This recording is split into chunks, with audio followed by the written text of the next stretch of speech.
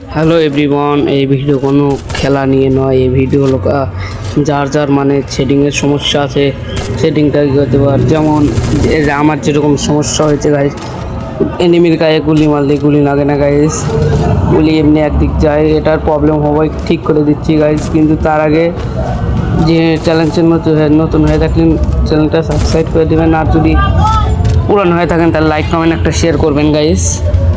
তাহলে এটা ঠিক করা দেওয়ার বলতেছে গাইস।